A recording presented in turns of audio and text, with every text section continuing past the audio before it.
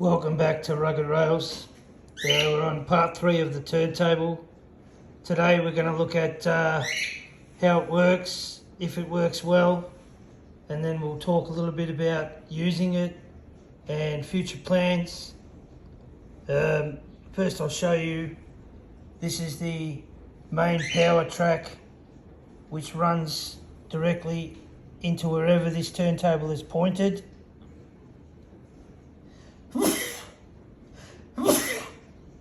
Excuse me, unedited as usual. We have a few locos here. We've got a Barkman, goodness me, a tram, I think it's IHC, another loco here which is lifelike, which is not on the tracks properly. Then we've got a roundhouse box cab, Barkman 280, a roundhouse Shay, which I recently picked up off eBay, another bargain, cost me about 20 bucks for that. Okay, so let's have a look. We have wired up to the old reliable, I think they're a Barkman controller, and then the power for the locomotives will come off of this, which runs back onto the power track. Okay, so let's rotate the turntable. You can alternate the speed.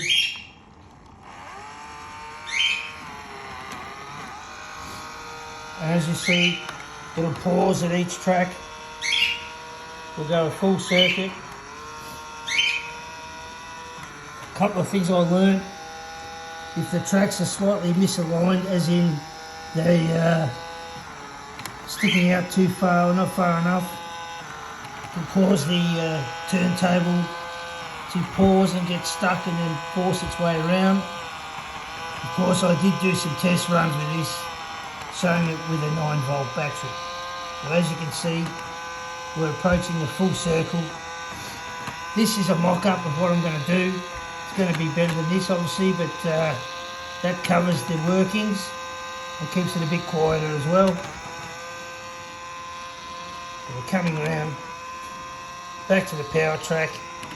All I have to do is just slow the... Okay, so that transformer's off, which means you won't turn. But what I want to do now is let's line her up with this locomotive and bring it out, and let's see how she works. Of course, I cleaned the track, but no guarantees here. Could be gremlins, which normally appear when you're doing a video. Let's see. Okay, so we're lined up. Turn our old controller on. Not sure if I've got it facing in the right direction. Let's see.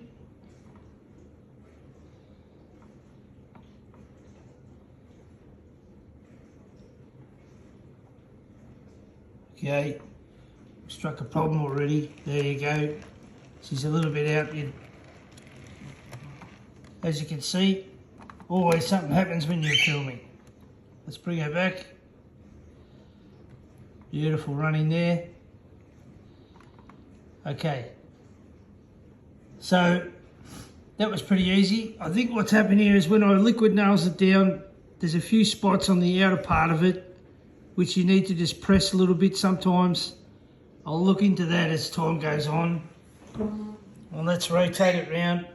So what we've got to pretend is that this locomotive is about to exit the turntable area, and it's going to run out here onto the mains.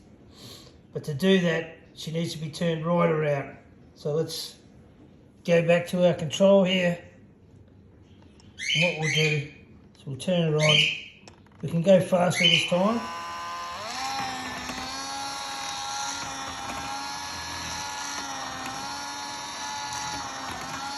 It's obviously a bit noisier, but you can see it's working pretty well. Okay, we're lined up. Change our direction of our control, and away she goes. Toot toot, away she goes. Alright, so why I'm beginning to really enjoy making this is because I've realised you could just make this into a loco only layout. That's my idea, is that you know, it's going to be joined up to my other layouts, but at several times throughout the year I'll just run it by itself. Okay, so like what we can do here is we can run it all the way back. Let's see how it's working.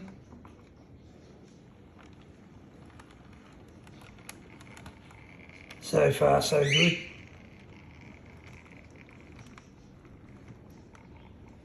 Look at that. Beautiful. So we'll leave that one there for a minute, or shall we move it? I think we'll move it to a different track. So go back to our old control, spin it round.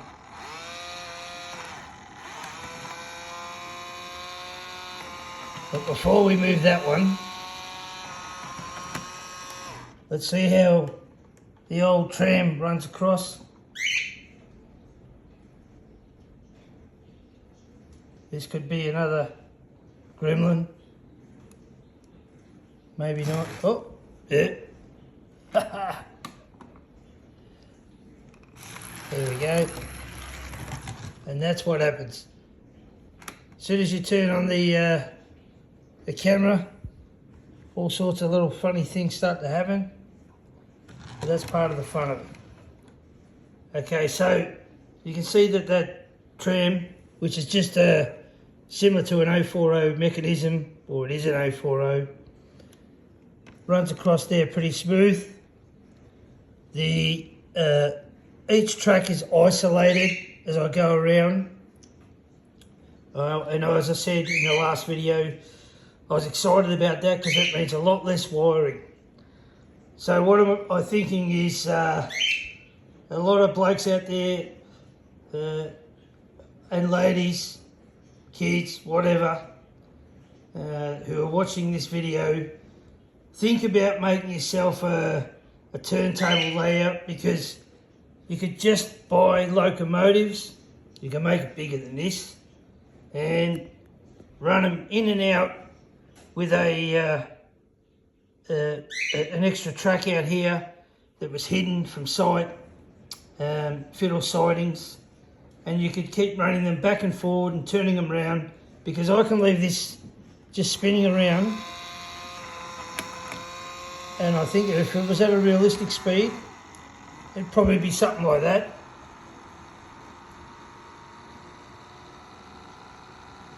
Maybe a touch faster. Not much. And it's all part of the realism of model trains, which hasn't been that hard to set up. We've got two controllers, one power track only, no switches, no on-off, cut-off, no plastic joiners. Makes it a lot simpler. Okay. So what you can't do is you can't have the two on the same track. That's one thing you need to understand if you're going to just have no switches. Right, let's pause the tram there. Let's run her off. Beautiful into there. Magnificent. Bloody magnificent, if I do say so. Alright, so let's go back to our reverse the polarity on the controller, and straight away let's do that again, reverse it back again,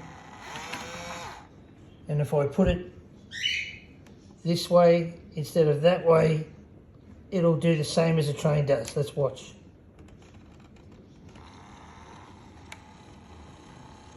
There you go. No special wiring, no special switches. Let's run our steam loco back out onto it. Beautiful. All right. Spin her around.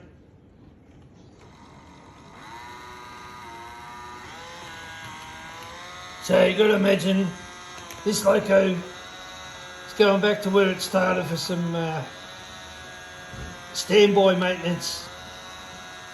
So it's going back into this track here.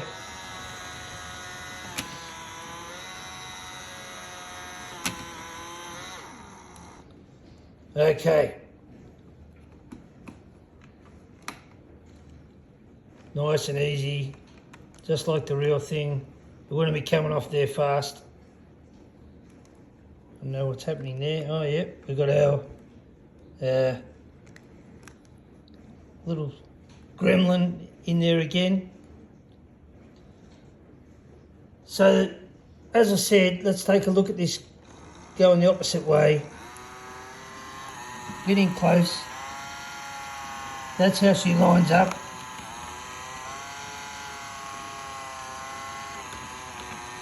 And you can see if one of these tracks is sticking out too far or not far enough as well, you won't get good connection. And if it's out too far, she'll jam up against it and you can damage it because these rails can be moved back and forth. So hopefully you get the general idea. So this signal box that I put up here, it's called a control box now. Remember, it's got the, this is going to be able to come off. That's going to come off like that. It's got the pretend biro control box. I'll just cut that around there. Bit of foam again. It's important to be able to access that because that's where all the workings are inside, the electrics, the cogs. This is going to look a lot better. I'm going to use some plaster on it and turn it into like a realistic looking rock below the control. I've got a lot of work to do on this still, a lot of work. But that's part of the fun. So as you can see, she's just turning around. I've got that on pretty low, 20 miles an hour, which is probably like, I don't know, 1/8 speed, something like that.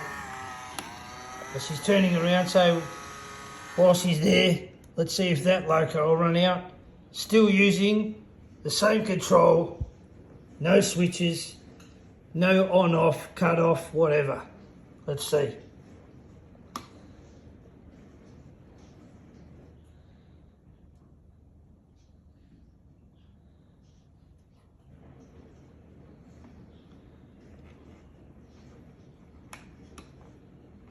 Maybe not. Why is she not going? Same gremlin. There we go. And this is the beauty of not editing things. Let's turn that back a little bit. Okay, so we know the track works. As I said, I think it's just it's sitting on the foam and they're just not touching properly. So all I have to do is go around with probably a pair of pliers and tighten up some of these joiners. Because let's see if she runs back.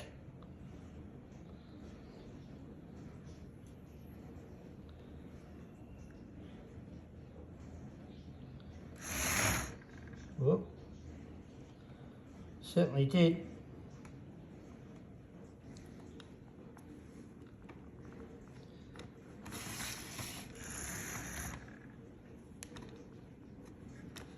Yeah, that track there, I'd say, yeah, we've got a little tiny problem there. Nothing major, just tightening up with the fish plate, the joiners.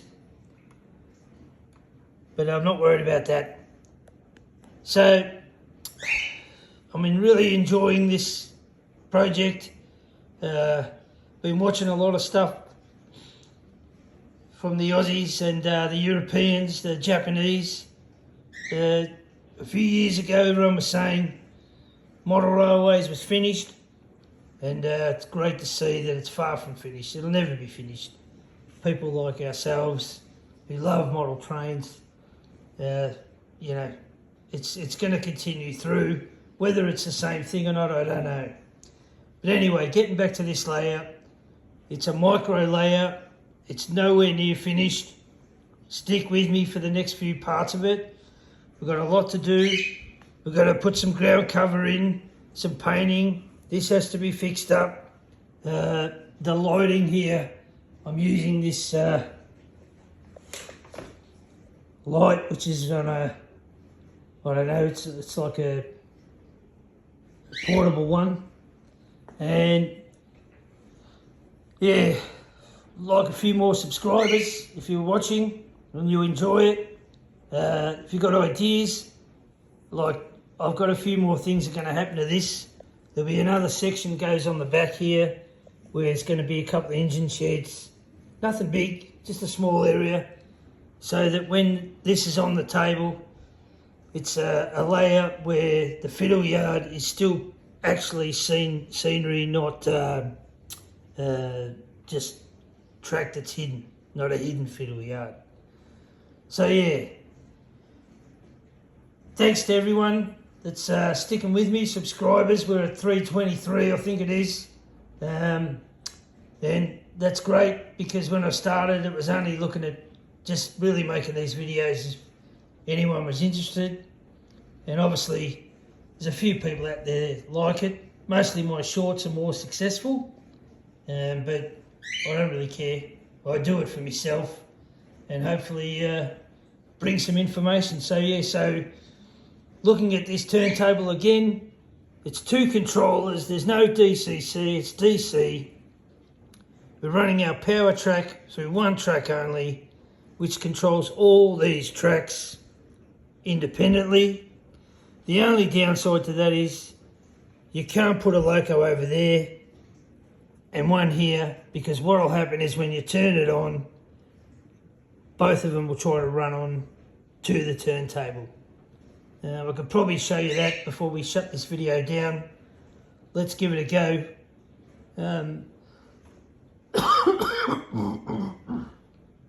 Excuse me. Got a bit of a flu. Alright, so we'll turn it round.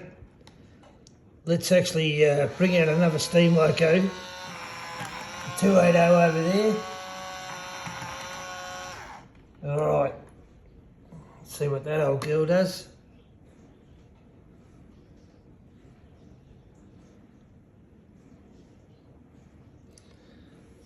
Looks like she's not going to do anything. Oh, there we go.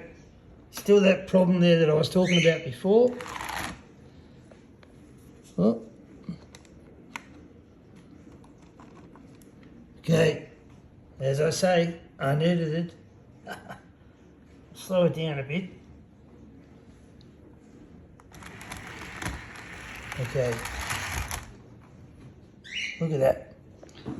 Couldn't move fast enough, you silly old bugger. So we'll fix that up. Don't mind a few accidents on the way, as long as nothing gets broken. So that'll run back there.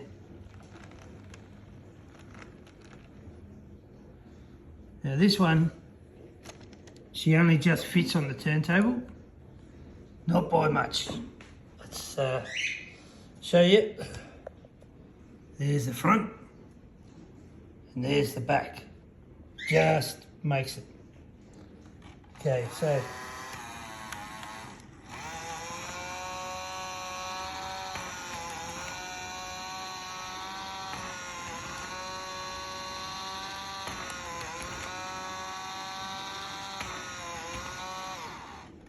let's see if I'm right. We've got 2 locos here. Let's see if this will run off here and this one doesn't move.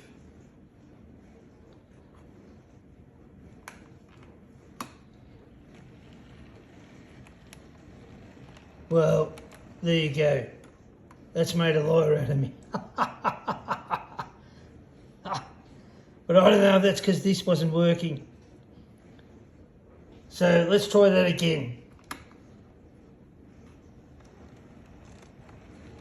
Yeah, that's what it is. Our little gremlin would have caused that to one to take off if it wasn't for our little problem we have here with the joiners where they're just touching.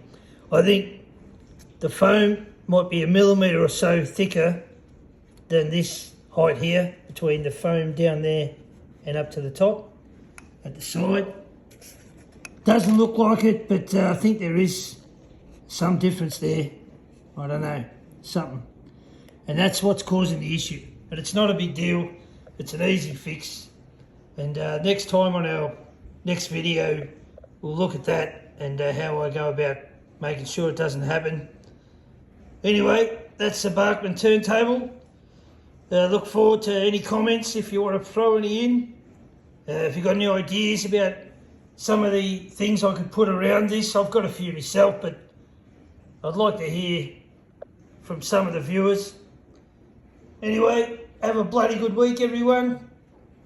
Over and out here from Australia, Rugged Rails. Give us a thumbs up, please.